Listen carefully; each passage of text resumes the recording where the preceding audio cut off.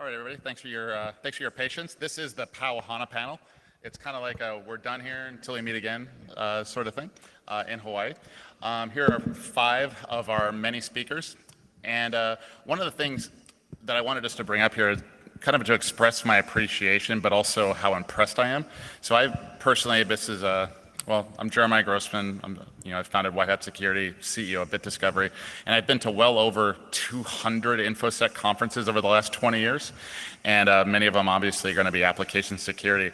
I was mentioning to the organizing team that about our lineup of speakers, and I was hard pressed. I actually couldn't think of a single conference that would outdo this conference in terms of quality of speakers and content. I was just asking around, and I think everybody was overwhelmed by the amount of information that was thrown at them. Like, it's easy to get overwhelmed.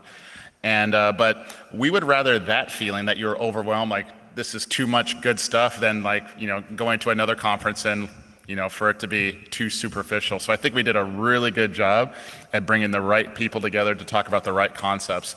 It's the intersection of application security and development, very defensive based, which is what we were going for. So I wanted to say a personal thank you to all the speakers who agreed to come up here, that traveled all the way to come here and to share their knowledge with us. So thank you very much. Appreciate it.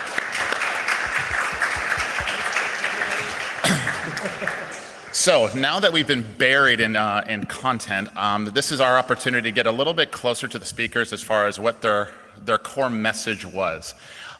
So what I'm going to do is we're going to ask them a couple of questions, and then we'll open up the floor to you guys. But the first thing I wanted to do is just ask them to introduce themselves, the company that they work for, and what the title of the presentation and generally was about, just to refresh us, because I think we had like 24 presentations. It's tough to keep going. So we'll start on the left here.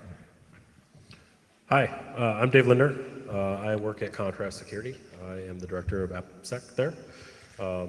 My talk was on adapting your AppSec. I think most of you heard that this morning, and it was focused on how do we adjust our AppSec methods and process for the changing dev space. I'm Nikki Brandt. I'm from Slack. I work on product security there. You probably saw my talk with my coworker Fikri, who chose not to come up on stage. Hopefully I'll represent his work well here too. Our talk was Bulletproof Shoes, which was about an engineering project that our team worked on to automatically find and invalidate Slack tokens in the wild. Hi, my name is Leif Dreisler. I work on the AppSec/security engineering team at Segment, and my talk was about delivering security training that developers love. Hi, I'm Tanya Jenka, also known as She Hacks Purple, and I'm a cloud advocate at Microsoft, and I have a whole slide to explain what that means, and I won't bother telling you. But basically, I talk a lot about adding how do security people act within DevOps. That's what my talk was about, like ideas of how we could turn DevOps into DevSecOps. We have one more late arrival. I think that's right. Late for the party. Join us. We have another speaker. Katie. Hi. Come join us, friends, so we can all be cool friends. Speakers are hanging out. You ain't cool. Friends. We have room for you. We can get at least 3 more chairs. It's up called here. the surprise panel. Surprise. Surprise! Oh, yeah. Hey, Neil, If you want to. Get your ass but you up don't here. have to. Yeah. Yeah, we're not cruel. So we're Scoot this one. Okay. We don't have a gap.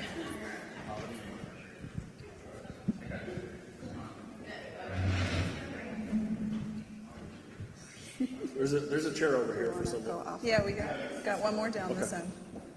I was gonna say I don't bite, but Manico does throw ice at me, so.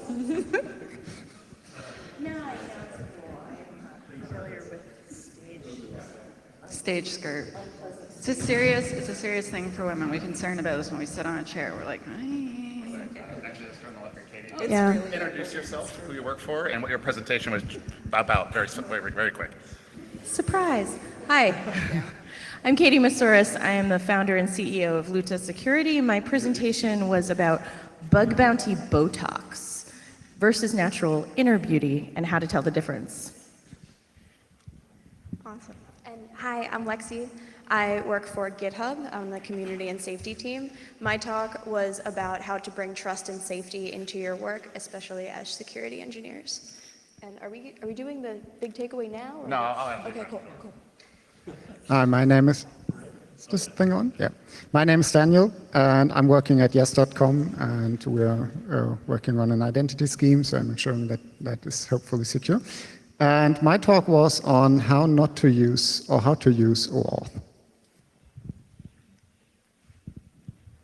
Hi, my name is Philippe de Rijk. I'm from Belgium. I run the company Pragmatic Web Security. My talk was about cookies, tokens, and APIs, but I'm up for talking anything web security related. All right, thank you again, all of you, for coming and being on stage with us here. When you're the audience member and you're presented with a lineup like this and the amount of content that you gave us, it's a lot of times difficult to pull out the salient points and the takeaways from the presentation. So I'm going to ask one question, and I'd like for each of you to answer in turn. The first question is, after reviewing or listening to your presentation, or have you that you've presented it, what's the one lesson learned, or the most important lesson learned, the one takeaway you would suggest all of us bring back to our work? What's the one thing you want us to get? Bug bounties nor penetration tests are equivalent, nor are they a sign of security maturity on their own. You cannot bounty your way to secure, nor can you pen test your way to secure. You have to build security in.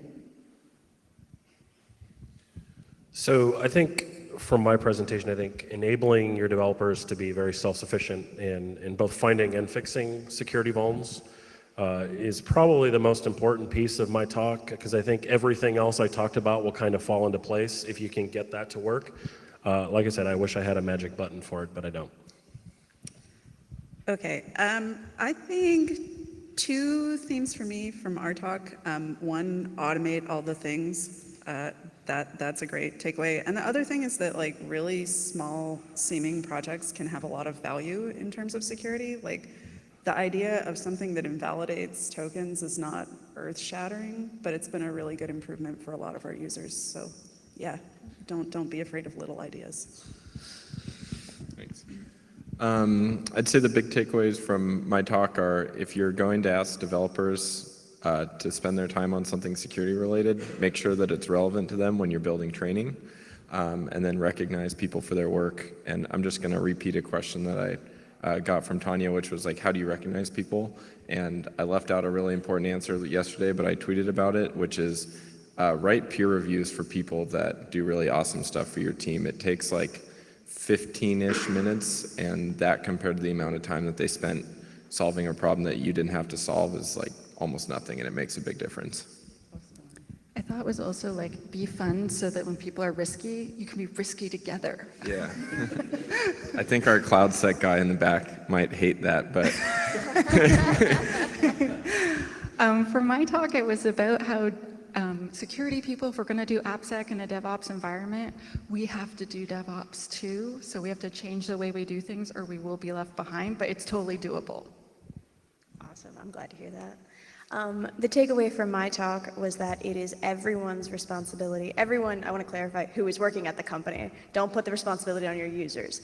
But it is every employee's responsibility to help make your platform secure for all people, and that includes the most vulnerable people to online abuse. So for my talk, I guess the lesson learned is, or just doing OAuth is not enough. OAuth is a framework. It gives you many options and many dangerous options. Look closely what you need and follow the security advice that is out there and the new security advice that is coming out soon, hopefully. All right, and for me it would be that the web is a very complicated place. Everything hooks into each other and there's a lot of dependencies, and you need to be aware of all of these details to make security decisions, because if you forget a few of them, you might decide something here and open up a hole over there, which is the same with OAuth, I'm guessing, which is also basically a web protocol. So one interesting takeaway as I was listening to their answers, there's a healthy amount of, we have to change the way we develop software a little bit, as far as the engineering teams do, but it seems like what they're suggesting is we have to change the way we do things and not expect the world to change around us. We're gonna have to change the way we do and integrate with everybody else's business. And I think that's a really important lesson learned because there's comparatively few of us in the industry. There's tens of thousands of us, and there's millions of them. Asking the millions of them to change to suit us so we don't have to change, yeah, I don't think that's gonna work so well. The next question is, and we'll start at the end. So no doubt you've on-the-job experience, all the time that you put in that gave rise to your research, that gave rise to your presentation. What's the one thing that you're doing on the job or in your research that you would continue doing? And what's the one thing that maybe you would have thought would have been a good idea before, but you would never do again? Related to our talk or just? Related to your talk, in your research, ideally, but perhaps not exclusively.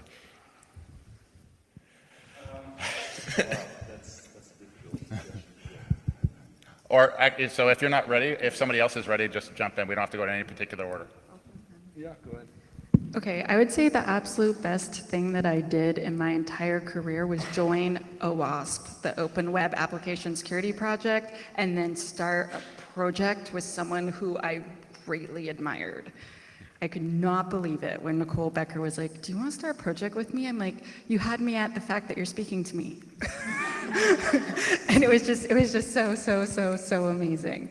I would say though, the one thing that I would not do is I've banged into different people within the InfoSec community, and I would say that most of them have been wonderful, but some of them have been like awful in a way that I didn't know like an adult human could act.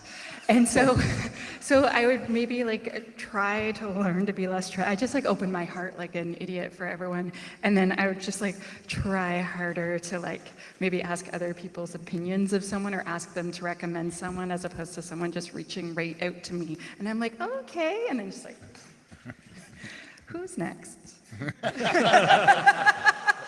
So from my perspective, I think, in my career and in my presentation, it just never stopped talking about it, right? Like, I've been in AppSec for a long freaking time, it feels like, and I've seen a lot of people come in and go out because it's tiring, and you just have to keep talking about it and keep that passion up. On the other hand, what I will never do again is be a no guy, right? Like you can say no, but don't just be the no guy, right? Like that's why security has a bad name. Work with those people to make a process that may work for them instead of just be, nope, we won't do it. All right, so thanks for the time to reflect on this. For me, the thing I would definitely keep doing is assuming that I don't know everything, because I don't know everything. I know a lot about security, but even here I've been talking to Daniel. I had a bunch of questions about OAuth, even though I've been working with OAuth for over 3 years now. And it's like, yeah, how do you see this and how do you see that? And the same thing happens in training. Developers ask me like, how does that happen? I'm like, I have no idea. And then if it's a fairly simple thing, we work it out in class. We just look it up and try it out and we see what happens. And then we learn things. And sometimes it's a bit more complex and I honestly don't know and I figure it out later. But there's always so much learning going on and you see that everywhere. And I'm pretty sure the other speakers learned a lot of things from each other here as well. And that's definitely something I want to keep doing. And what I don't want to keep doing is in my career is sometimes you have these trainings that I teach out of compliance reasons, which by itself is not bad, but if there's no guidance from the company, if there's no context, no framing, honestly, that's not a fun way to spend my time because people are just sitting there because they have to be there. They have no idea how this applies to their job. They have no context. They don't know what to do with that information later on. And basically are just wasting everybody's time. Fortunately, it's not that common, but sometimes it does happen, even though I try to fight it as hard as I can. So what I want to keep doing is, and it's something I learned, is to look precisely at things, because often enough you have many people talking about the same topic, but they have completely different views. They don't even, so when you want to defend against something, you need to know which attackers you're defending against, what you're trying to protect. And most of the time people don't know that. So looking precisely at things, you don't need to do a formal analysis for that, but just writing down in clear natural language is helpful enough. What I would not do again, and I must admit that it's something I did, I completely underestimated the complexity for things such as OAuth. So there are still people saying it's a simple protocol. I wouldn't agree. It's really complicated. So, but it was so. We had this formal model, and then we were looking for some nice use cases, and we did 3 other things before we took on OAuth because we thought everybody looked at it already. There's nothing new to find, and it's simple. And yeah, turns out it was not. And that's why I'm here today. So. Yeah. So the thing that I would say to do where you can, and we've learned this in community and safety, and I think it applies to security too, is find ways to say yes, and find like happy, exciting ways to guide both your developers and their users in like down the happy path. Sort of. So in my talk, I talked about ways to encourage good behavior. It really helps you sort of shirk the reputation of being the team that always says no. So if you can like say a feature comes in and sometimes our first reaction is like, what are you trying to do here? But we do that in our private channel, and then we come back to the other team and we're like, okay, so we see some issues, but like here's how you might encourage our users to go down the happy path, and that's worked out really well for us. We've gotten good feedback on that. What I've done in the past a few times, and what I've seen other people do, and what I really would like us all to stop doing is, especially in online abuse, assuming that if you haven't seen it, then it hasn't happened.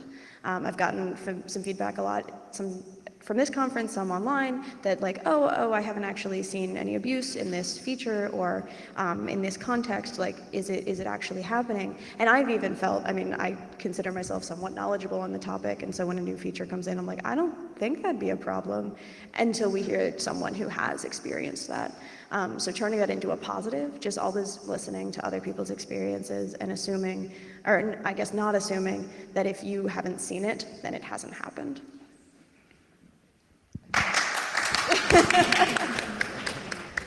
That's what I would not do. Yeah, I would not assume that assume that a quote that I really love is, quote, everyone you will ever meet knows something you don't.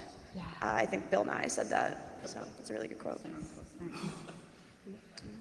Yeah, so I'd say the thing that we're going to continue doing is keep evolving the training, like as like kind of our framework or like library level protections improve, to highlight wins that our developers have had in the security space, so that they know like what the latest and greatest things are to use internally. And then one thing that we should have done better earlier is figure out how to make the training awesome for people that aren't in the office. So in terms of what I certainly hope that we'll keep doing at Slack, for people who were paying attention to the graphs yesterday, the token nuker that we talked about is not a new thing. We've actually been running it since 2016. It's a really early example of a shift we're making overall as a team, moving more towards proactive security versus reactive security. It's really easy, especially when you have a small team in a really fast-growing organization, to only focus on that reactive work. I think that we'll continue to move as much stuff into proactive work as we can. It's better for our users, it's better for us as a team, it's overall choice. In terms of what I would not do again, there's nothing that comes to mind from the Token Nuker project. I think it was a really well-run project overall. But just a general, like, tying into my first sentiment of what we would do again, something that I learned in my time at Slack, when I first joined a year and a half ago, we tried to do security review on like almost literally every project, and that does not scale, it turns out. Yeah, so moving forward, we're working on being like a lot more tightly focused, having much more of like a real at-risk score when deciding what we're going to do focused review on. So don't try to review all the things. Automate all the things. Don't review all the things. Yeah. In terms of what I will continue to do are things like working with governments, large complex organizations, in helping them understand where they're prioritizing their security investments when it comes to bug prevention, first of all, and then bug discovery, ideally on their own, before they turn it out to outside users. So the work that I'm doing with the UK government has been wonderful over the past couple of years. We're not doing a bug bounty and we're not working towards one. We're actually building the internal capacity to handle bugs in a consistent way across the entire UK government.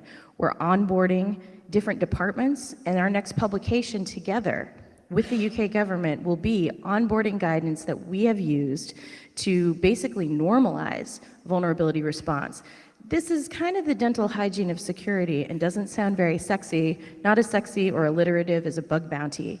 But what I wouldn't do again is allow a government like the Department of Defense say that, you know what, it's great that you want us to build capacity, but what we really want is to be able to demonstrate early wins and success, and we believe that the media will want to see big numbers, and so we're going to start with a bug bounty. That was probably obviously when the DoD, the largest military in the world, says, yeah, that's nice, Katie, you've been helping us for a couple of years now, get ready, now let's just go out with a bug bounty first thing. I probably should have put my foot down, but I don't exactly know how I would have done that. Yeah, I put my foot down, they put their boot down. I think I know, who's going to win that argument. But the fact of the matter is, that was a key inflection point in sending almost the wrong message. It normalized relating with hackers in a positive way and paying hackers for their work, which was wonderful. But it also normalized these ideas that you could just skip to the end. And that's been quite damaging over the past 3 years.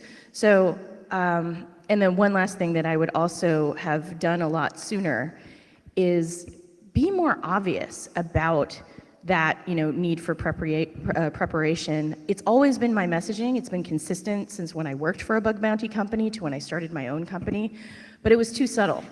I know, it's strange to imagine me being subtle, but in fact, I was being too subtle. And so now, that's why I'm calling it bug bounty Botox. I'm being very, very overt about how I think the model is flawed the way it's being executed. So yeah, absolutely, I would be much more overt about that. And yeah, please spread the word. Bug bounties aren't for everybody. Thanks. One of the things I have to jump in on that particular question is, having been in application security for about 20 years now, one of the things I learned very well is that there's far too much in this industry for any one person to learn now or anytime soon. And I've been really personally trying to push the envelope, learning and teaching other people things that I've learned every single day for the last 20 years. And so that is the only way I found to not only just keep up, but even have a chance of getting ahead. And then anytime I didn't know something, yeah, I could read it online or in a book or in a white paper, it was just as valuable to know who to ask. Who are the experts, the world-class experts in some little slice of AppSec or security? People like these guys. So if if I want to know how to build or not build OAuth, as an example, somebody is a tweet now or an email away. And I've always found that the vast majority of the researchers, the experts in this space, are incredibly hospitable. They'll answer whatever questions you have about their particular research. So if anybody feels hesitant about reaching out to an expert and asking a question about what they've done, please don't. They are waiting for you, for people to ask them questions and show an interest in their research. In reverse, one of the things that impacted me greatly in my career is automatically assuming that the experts have all the answers. They don't. If they had all the answers, everything wouldn't be hacked every single day. So there is plenty of room for new concepts, new ideas, and new ways of doing things. And it's fine. 9 times out of 10, your ideas are not going to be right. They're not going to be accurate. They're going to be flawed in some way. And people in this industry we're going to be very quick to point out the flaws in your logic. Do not be discouraged for one moment. So InfoSec tends to be a very competitive place in ideas, but over time, the best ideas do rise to the top. And if you can make the grind, you'll do very, very well for yourself and more importantly for others. We can continue asking more questions, but I wanted to stop there and see if you guys have questions for these guys. If you do, just please raise your hand and then we'll call on you, stand up, and please ask a question. They're here for you. I still have candy, okay? And stickers. So if you ask it, yeah, you're in. Please. Orange t-shirt guy. If you could stand up, introduce yourself.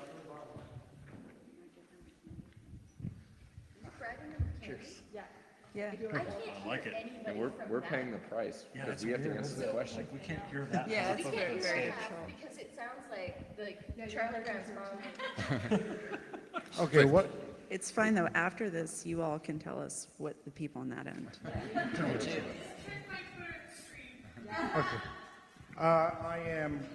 I'm Jeffrey Goldberg. I'm lucky if I remember my own name from 1Password. And now after that, can I remember my question? Yes. The notion of we can't expect all the developers to change. We have to adapt to them. That's a common theme. But also in the notion of pushing very far to the left, is that also asking developers to change? It is, so I'm wondering whether we're failing to recognize that we are asking developers to change if we want to get as far left as possible. Definitely, it's a partnership. I think Netflix calls it the partnership model, actually, a thing that the Canadian government would do. At one of the places I worked, we would add an AppSec person to every major software development project, and then that person would answer all their questions the whole way through the project. So it's like, oh, you need a code review? Maybe I don't know that, but I'm gonna go find the person to help you do that. Or, oh, you need this? I don't know the answer, but I will research it with you. And like the first person that paired with me for that, we're still friends. She made me read a lot of big books, which I felt was mean at first, but eventually.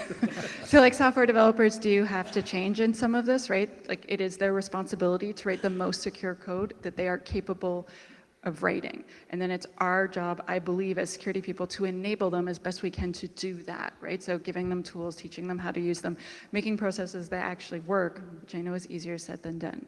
Does anyone else want to answer? I have deep feels on this because I'm largely responsible for moving our security review process much earlier in the SDLC than we've done it traditionally. And it 100% is a change that you are asking developers to make, and it can be a really hard sell, especially if someone has been in a company a long time. They're used to doing, I get my security review right before I launch.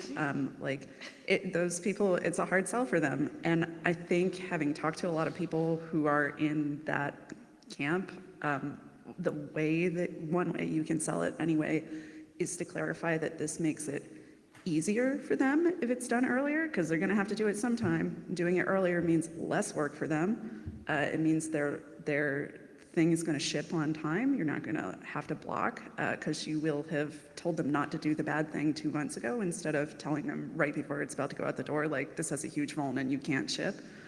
And ultimately making it clear that like you're trying to reduce the amount of commitment that they have. You're just changing when the commitment happens, which is hard for a lot of people. So I think that it's more around framing that you're asking development organizations to change, as opposed to individual developers who are coming into the organization. It's tough when you've got sort of these ossified developers who have just, kind of fossilized their ways and everything in your organization. But making things as free for developers, if they develop using a certain framework and you've banned unsafe functions, or you've changed the development framework to one that's more type safe, so they have less of a chance of making certain types of development errors just naturally. We're asking development organizations to change and to incorporate the processes earlier. And if we think about it, computer science is the youngest quote unquote science. We have a chance to sort of shift this culture, and one of the things I said was educating developers at the university level. Certainly I didn't go to school for computer science. I went for molecular biology and math, but if you do have a chance to teach them in the university, teach them secure coding practices, and there really aren't that many university programs that are doing that. So I think what we're asking for in the shift left and shift these things earlier is shift development organization priorities and shift our educational priorities for developers. So I think it comes down to building that relationship and walking with them instead of telling them what to do, right? To kind of quote a few things that I saw this week, like we need to start writing code ourselves. Like it helps speak their language, right? Even if it's a few Lambda scripts here and there, like they understand that, we really do understand what that change means to them and their process. So just building those relationships and walking with them instead of forcefully pushing them somewhere. Yeah, and I think to kind of jump off that, I think where Jeremiah was going with we need to change is in terms of the way that we approach problems and recommend solutions instead of using tools that don't work for developers and only work for security people. You need to evaluate tools with a dual audience. We would be really hesitant to purchase anything that ultimately could or should be consumed by a developer without also running a POC with our development teams. And I think that as much as people hate the term DevSecOps, I think that with DevOps, you saw developers and operations people start to cross over more and become more similar. And I hope that we'll see that same thing happen with DevSecOps, where you'll see more security people and developers start to kind of converge on the types of things that they work on and the way that they think about things. And that includes security people, or includes developers becoming more security minded. You really earned your candy. Good job. Who's next? Another. Oh, no, sorry. Who's next? Over there? Okay, also, I have candy for you. Great. Oh, no, not Justin. Yay, Justin! I need to leave. I am Justin Collins, currently at Synopsys. Katie talked about this, I think, a little bit, but I thought of the question first, which is, we're talking a lot. How do we build programs? How do we build relationships with developers so we can get security in, all these things? But I'm thinking about, as Jeremiah said, there's not a lot of security people compared to the number of developers and compared to the number of organizations.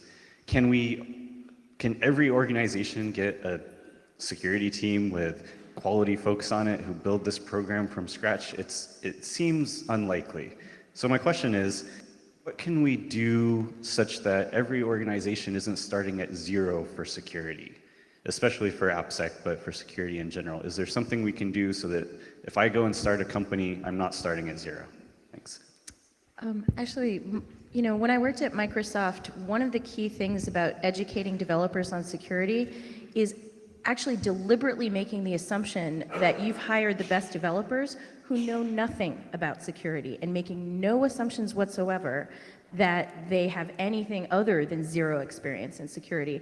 And the reason for that was that you could do things like banning unsafe functions and some of the stuff I talked about, enforcing a secure development lifecycle process from the design phase.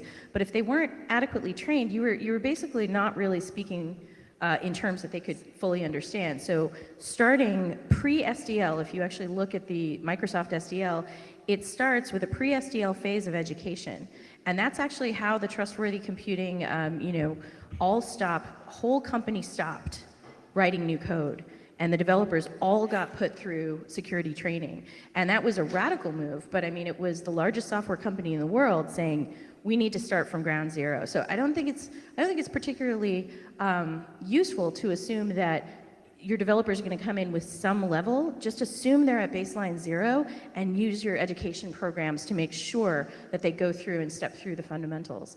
I was lucky in that when I was a Linux developer 20 years ago, I had been a sysadmin before that, and I had been attacked. So I had to know how to attack my systems, and I had to know host hardening. And then as a Linux developer making an operating system, I had to know how to lock down that operating system that we shipped. Right? So I was unusual in that I had had practical experience that made me a developer who understood security and the importance of it. But don't make the assumptions that your developers have had any other job that would have put that context into full play. Does one of you want, I feel like, no? Oh. Okay. Go. All right.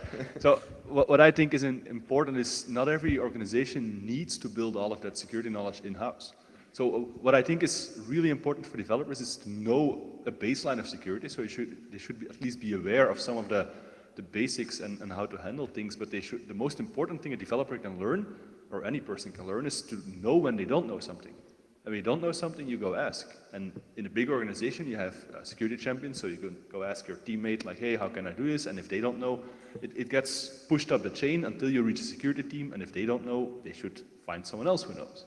But for smaller organizations, that's not always feasible, but this knowledge is available. You have plenty of people offering all kinds of security services. So what you can do is, if a developer knows, like, hey, I don't know something, if the organization supports the fact that you don't know, we probably need to know before we implement this, or we're going to mess it up. So let's go ask, or let's go find someone who does know. And I can imagine not every developer needs to be an OAuth expert to know all of these intricate details, but they should at least realize, if I move this on this OAuth diagram to that component, I'm probably changing something. I have no idea what the impact is. I should go ask Daniel, like, hey man, I'm doing this, is that okay? And he's probably like, yeah, or no, I don't know. And this leads to discussions, and that's essentially the whole point, that you reach a point where somebody can give you the answer. And to be honest, sometimes nobody's going to be able to give you the answer, and that's when you start writing best current practices for OAuth and stuff like that. And even within that community, the experts don't necessarily agree, because everybody has their own different view, and you need to reach a consensus. I think you can corroborate that. It's not that simple, but pushing this up towards more knowledgeable people, that's, in my opinion, the best security reflex you can develop. And that's what I do when I don't know something, and what everybody else should be doing as well.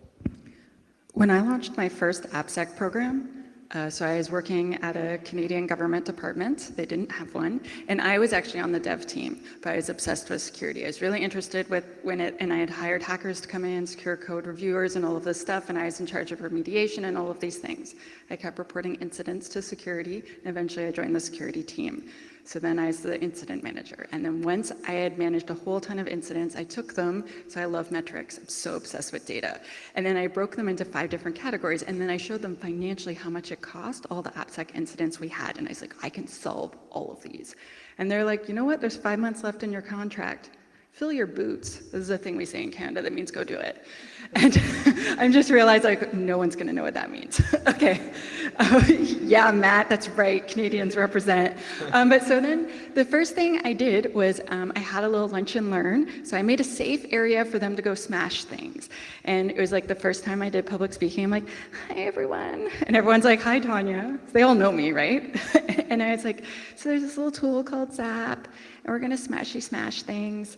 And then I was like, I want all of you to just run this on your web apps, and like it's going to be like a game. And then I'd run around and high-five them. And we made like a little graph of like, if you find this, if it's public, you have to fix it. If you find that, if it's like not public, you don't have to. And we just like kept encouraging our relationship more and more. And like I had hated the security team when I was on the dev team. I actually walked up to them and told them to fuck off to their faces once. And I'm not a person that does that. I was just like we would run the election, and they had gotten in my way in a big time. I'm like, nothing stops me. I will go around you. I was so pissed. And they're my friends still, surprisingly. And eventually I was all of their bosses, so things worked out, right? But like, we had this really bad incident, and we told everyone what it was. And I felt so embarrassed to admit imperfection, but that got so many more developers interested. And I just kept, like, every time we learned a thing, I'd be like, I'm gonna have a little lunch and learn. Guess what, everyone? I made cookies. And like, I do bribes. I'm like a kindergarten teacher, just waiting to happen. And like, I would just like bring them in with like honey instead of going and slapping their hands, which is what the previous security leaders had done. And I was like, you know, if like you're having this thing, can like I come over? Can we like threat model it? What does that mean? I'm like, it's evil brainstorming. We're just gonna be like, if I was gonna hack this, how would I hack it? And I just tried to treat everyone as though they were doing the absolute best that they knew how to do. And like with respect and with gentleness and kindness, and like I really, because that's what I wanted to help, right? And then I didn't seem scary. And I wasn't the big bad incident manager. And it's like, oh, Tanya's a nerd. She's a nerd like us. Like, I'm like, oh, do you need help fixing that? Like, let's go do it. And like, if someone was excited about security, I'm like, you're my guy. And I would like give them a book and do all these things. And we just started this culture of like, it's cool, it's fun. Like, the security team's nice. We'll bring you cookies and teach you things. And like, slowly, like, and then eventually my contract was over and I had to leave. But like, their security posture went up like this. Like, they're opening up legacy apps and they're like, I smashed the crap out of this, Tanya. I found like 20 of this. I'm gonna fix it this week. And like, just like, at one point, like I was at my desk and I got this email and then I ran across the floor and then I high-fived this guy and then I ran back to my desk and like the chief information officer was like, what the fuck? And I was like, that is more important than you understand, dude. Like he just kicked the crap out of Zap. Like he found nothing and like he did this and the guy's like, just keep doing it. So that's one approach that you could take. Thank you. The question kind of reminded me of a conversation that I had, probably 8-10 years ago now with the CISO over at John Deere, and it was they had something like 10,000 developers or something like that, and it was at the time where, if you're familiar with Gary McGraw's work on the BSIM model, where they studied high-performing software security teams at various companies, and they said about 2% of the 2% of your developer pool should be software security pros. So I was doing the math with the CISO in my head, and I go, okay, if you have 10,000 developers, you're gonna need, what's the number there, 200 software security people. So he goes, I have to hire 200 software security people, because I'm having trouble even hiring one in a competitive labor market. Like, we're a large Fortune 500 company, but you want us to compete for talent against Google and Facebook and Uber and Salesforce and everything like that. So he goes, that's just not going to happen. So what he decided to do instead of like heavily compete in the labor market, he decided to start investing in their own developers and making the developers and converting them into software security professionals, because it was really the only way. And someone like Tanya there is a perfect example of that, how an organization can do that. You can start with one, and they start teaching other developers the core philosophies of software security. And that actually works quite well for a number of organizations. The only challenge that they have later down the road is those people end up being in extremely high demand, so then you have to also work to keep them. Next question, please. I have more candy. Come on. I have stickers too. While you guys are thinking of a question, one of the things that helps a lot, obviously, is leave your arrogance at the door and don't think that even obvious mistakes are obvious to your audience. And I think I've said it this way before. It's not about calling their baby ugly. It's about saying that it had some really interesting features, right?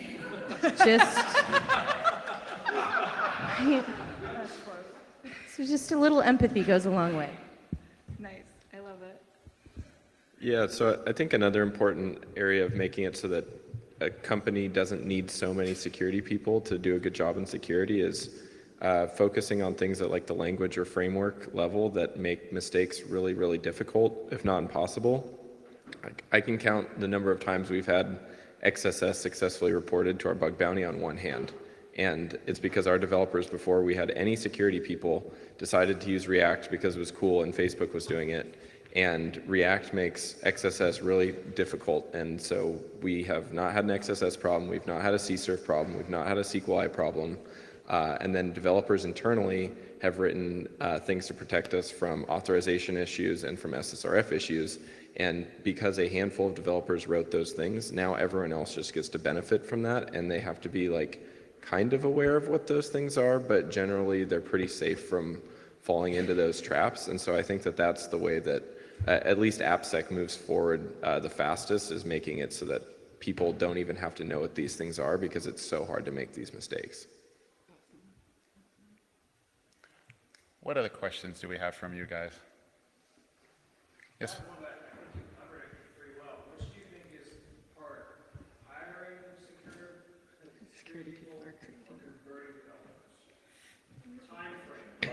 Yes. The question was, is it more difficult to hire security professionals or converting developers into security professionals? I'm just repeating it for the audience, not answering. You answer. If you would have asked me 10 years ago, I would have said converting developers, but I think we've shifted and we've had to. It's definitely hiring a security-focused person, probably mostly because of the market. I mean, the market's insane. I mean, I was in consulting for how many years, and the resumes that would come in, I mean, people are job hopping every 6 to 9 months. And they're doing it because people are throwing ridiculous sums of money at them. So at some point, you know, we had to make that shift into, all right, developers are better. They're more passionate. They already understand code. It's very easy to train them in the security side, if you will. Yeah, I would say it's a lot easier to train developers who are willing to learn about security than it is to convert security people into having understanding of the realities of development and shipping stable code. Absolutely. I would say it's easier going that direction. Actually, I have a question if you're looking for questions.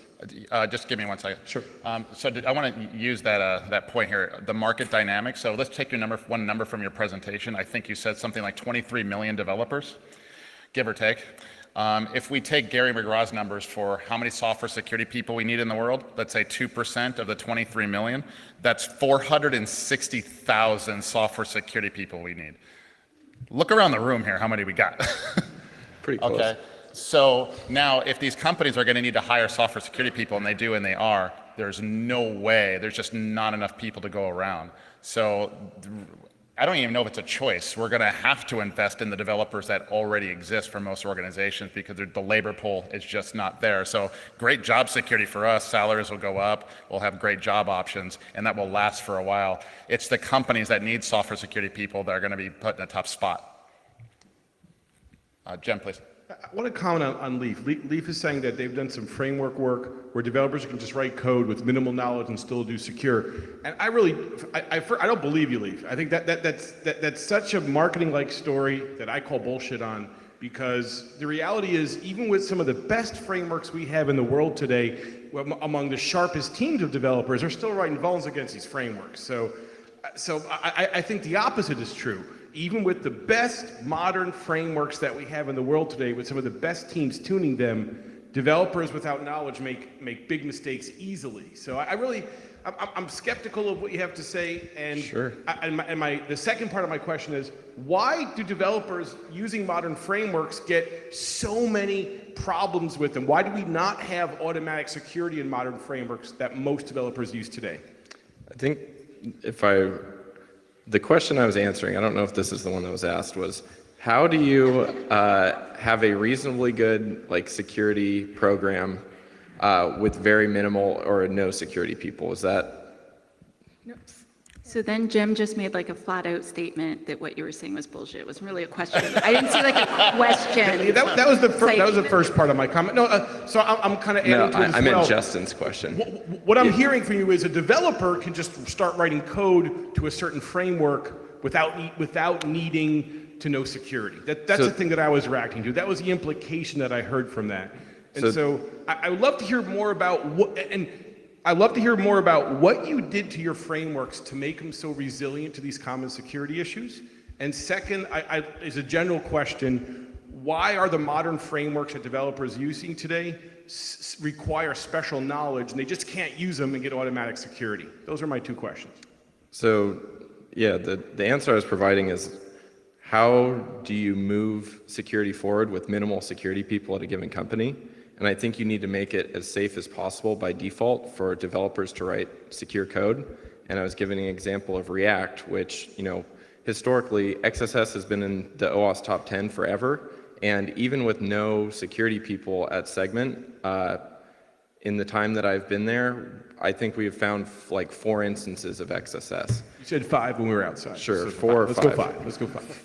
I mean, still, single-digit XSS numbers is It's amazing. is pretty good, and that was written by people that, for the most part, probably didn't know what XSS was. And I believe that. I think that is very impressive. That is very impressive. And I think another example is our SSRF protections are something that our SRE team built at the container level that inspect all outgoing network traffic and resolve every domain at the container level and make the IP connection first after checking against the blacklist of internal IP addresses, and then they'll make the connection to whatever the domain is over that same IP connection. And so that makes it impossible, as far as we know, for somebody to fall victim to SSRF or DNS rebinding at segment. And it's something that we talked about in our trainings. It's something that somebody from our SRE team built, and now anybody else who is interacting with like host names or IPs that are user provided, they're still supposed to do some checking to make sure that that stuff isn't taking place, but there's also that safety blanket, you know, to make sure that we don't have any problems, because it's something that is, as far as we know, something that you can't bypass. The overwhelming technical nature of your answer makes me actually believe you now. So that's a real. Let me jump. That's a legit answer. Can you answer the second part of my question? Then I'll shut up for real. Why was do the all the second part? modern frameworks in the world today? Why do I not get automatic security in most frameworks that are out there today? I mean, I think like anything that is a complex issue, it takes time. And I think that frameworks generally are moving in the correct direction. And I think that if you look at your average framework or your average web app that's getting built with like the latest tech now versus 5 versus 10 years ago, it's like, do you think things, like how much better do you think they are? I'd say probably a lot. Like I was doing pen testing 5 years ago, and it's like we would find XSS on literally every app. It was like weird if you didn't find XSS, or like you just assumed you missed something. Yeah, it's like, where's the XSS on this app? And now, you know, we just have to watch out for like JavaScript URIs and dangerously set inner HTML. And like, if you find something other than that, it's like, we're super impressed. Like, we would love for you to report something like that to our bug bounty, because we'd have no idea what that is. Oh, there's another like So- 12 React areas. Do you pay well in your bug bounty, or? Yeah. Money isn't everything. Money isn't everything. I'll remember that when we're negotiating rate with your company there, Kate. Oh, I cost what I cost, take it or leave it. Anyway, right? So here's an answer to your question that takes our history of our industry into account. I mentioned computer science is young. How old is Google? How old is, I'm sorry? The company, how old is Google? 20? 1998, yeah. 21? Google's old enough to drink now? Why do you think we have no code maturity as an industry? Come on, Google is 21. They only created Chrome, what, a decade ago? You know, I wrote Symantec's vulnerability disclosure policy in 2005. I wrote Microsoft's in 2010. When we think about all of these frameworks that are coming into play, it's not the first attempt that the software industry has tried to make it easier to write secure code or hard to write insecure code. Is anyone old enough to remember Plan 9? Hey, all right, these are your drinking, but buy these people drinks. Wait, raise your hands again. Who remembers Plan 9? 2. 2 people. 3. We are old enough to be your great-grand uncles and sisters. What is Plan 9? Okay, it was an operating system that was designed with a security model that was supposed to actually ensure, like, actual security assurance at every layer. You know what happened to it? No one used it? Not that no one used it. No one used it because app developers were like, you know, how to write code for this thing. It was commercially not viable. What's viable commercially is code you can write fast, scripting languages you can write fast. So why have we not solved this problem? Because we want stuff fast. And we want more developers to be able to like fall off into, you know, a half-a-day coding or scripting tutorial on YouTube and then just suddenly be able to write code. And let me tell you, so Jorge talked yesterday, is Jorge in the room still? He's probably like scuba diving now. But Jorge was talking from Microsoft about the multi-party vulnerability coordination that Meltdown Inspector, you know, had to do. He mentioned MSVR, Microsoft Vulnerability Research. I started that program in 2008. That is how long Microsoft has had the capacity to deliberately do multi-party vuln coordination. So I'm like giving you the history answer. Why haven't we fixed it? Because we're all still pretty new. It's funny when your question there was pretty funny. It's always historical.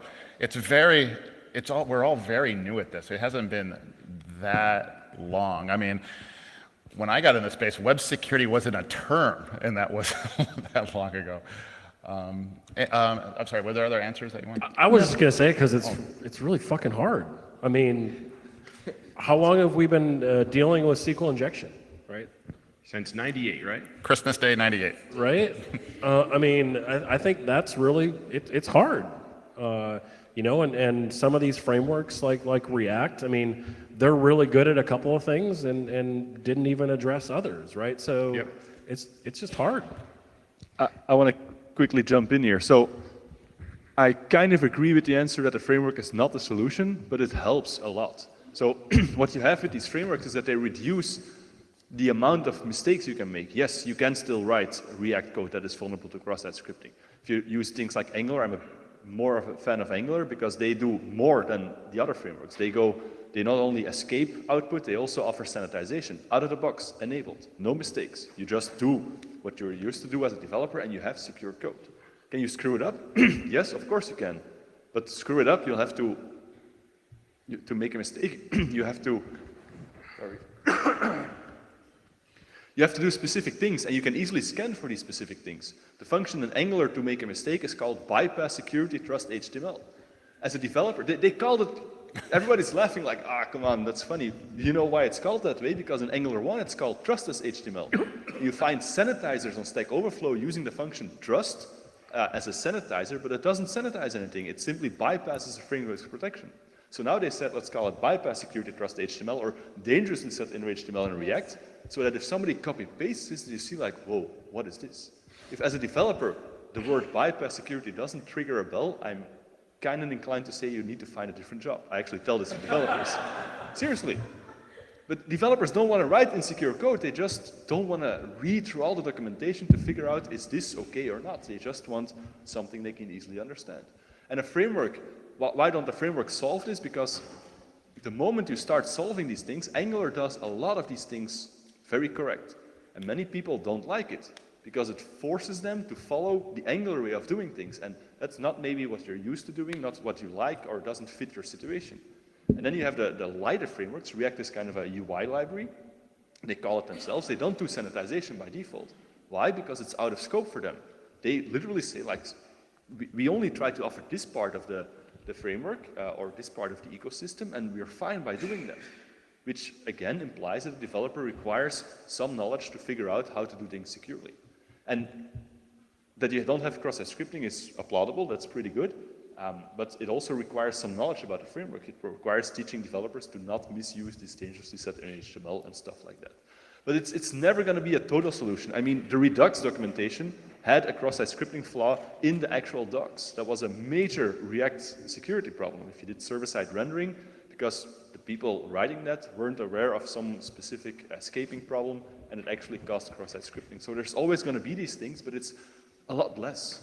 Before that, if you're building GSP pages, you had thousands and thousands of outputs and ways to introduce cross-site scripting. And now in React and Angular, you have 1, 2, okay, you have 3 or 4.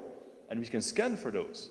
And we can educate developers. And there's less they need to know about these things. And that is definitely the way forward. And that's definitely a big improvement that we're seeing. So yes, secure defaults are the solution, but it's going to take some time to get there on a universal scale. But I think we're improving a lot. And the fact that your application is a lot more secure from the get-go is definitely the example. That's the way of going forward, absolutely. So we are 4 minutes from lunch, and there's no way I'm keeping you from that. There were 2 questions Oh, at the back yeah, that have been waiting. I was going to give a... Okay, good. So Jason and if we White. could get one more question for the Yeah. audience, for the audience, for the Jason, the panel. guy in the white t-shirt's been like waving his arm for a really long time.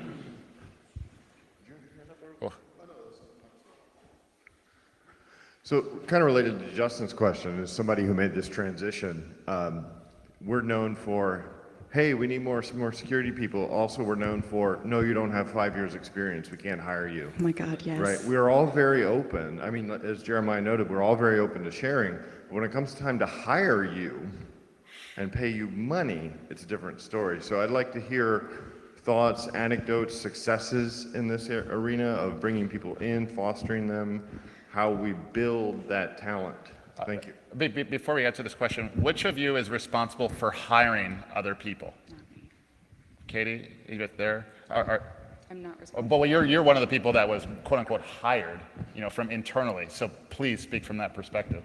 I had a professional mentor and he advocated for me. I had more than one man who was like, one of them even said, I won't take this contract unless Tanya's coming. I won't come. And they're just like, I'm not going unless she's coming too. Because they saw my potential and they knew I was going to go there. So I've started this program called Mentoring Monday. So if you use a hashtag on Monday and put Mentoring Monday and you tag me, I will retweet it every Monday until you find someone. Because I advocate for the people that I mentor. I have like this big list of people that I'm like, oh, you're looking for this? Oh, I got someone for you. And I do all sorts of things like that to advocate for people that are less well known, but who I know are awesome, right? And so who here's done their job more than 2 years in InfoSec? Yeah, you know enough to be a mentor. And I hope that all of us senior people will pick someone or someones that we can pass this information down to. Yeah. We need to bridge this gap. We need to. Before we get on to the other one, I just like that one so much.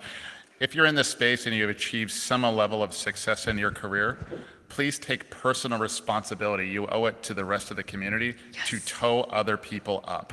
That's the only way. I would just add to that especially if you're a white dude, can you do that? Because here's the thing, I'm constantly asked, what are you doing to get more women interested in yada yada? And I'm like, actually, all genders of humans are born curious. Some of us are discouraged from that curiosity. And I call it the lady tax. When you expect me to lift up the rest of my also underrepresented group, that takes away from my primary work. So of course I do it, but white dudes, step on up. But the thing about hiring, so I came from a non-traditional background in terms of even computer science. So I think that for me as a hiring manager, built a lot of empathy for looking for people with drive, grit, unspoiled curiosity, largely unspoiled curiosity, and the ability to work hard and learn, and giving those folks a shot. I love giving people stretch goals, so it's like, okay, you're interested in moving into security, you don't have, all of these things, but tell me about how you solved this problem that was a security, related problem. And you can begin to spot those kinds of qualities, in people. The other big tip is that your HR hiring processes are probably screening out and not even letting you see.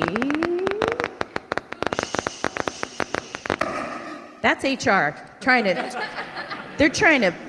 they're trying to get in the way. But here's the thing, if you can't, because I have an example where I was trying to hire for a community manager inside of Microsoft. All the resumes I was getting from outside candidates that HR was handing me were feds. It was like FBI, and I'm like, no. And I was like, can you stop sending me like law enforcement candidates for this job? And they were like, but they have 5 years of experience. And I was like, in arresting hackers, can we not? Because I'm not the right candidate. So get in with your HR department, make sure that they are not accidentally screening out, not just, sending you the wrong candidates completely, but screening out ones with that kind of potential, and spend some time talking to them about what you're really, really looking for, and how you are looking for non-traditional candidates as well. Just to say one quick thing. One thing that's really helpful for that is just having a list of like optional, not even requirements, but just like, here's a bunch of things that people have done before that made them successful in this. Instead of saying like 5 years of this and 3 years of this or whatever, it's just like a list of attributes or experiences that you might have instead of something that's like a hard list. I'm going to be off topic. If you asked a question, I have your candy for you. And I heard lunch is now.